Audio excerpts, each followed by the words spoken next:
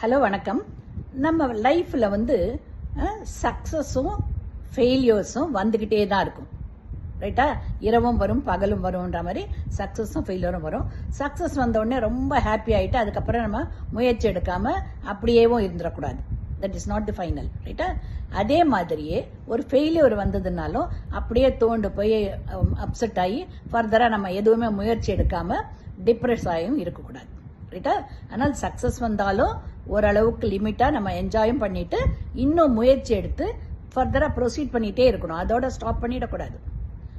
அதே மாதிரி ஃபெயிலியர்ஸ் எல்லா ஃபீல்ட்லையும் வரும். படிக்கல வரலாம், இல்லை பிஸ்னஸில் வரலாம், எங்கே வேணா விளையாட்டில் வரலாம். அப்போ உடனே அது ஃபைனல் கிடையாது.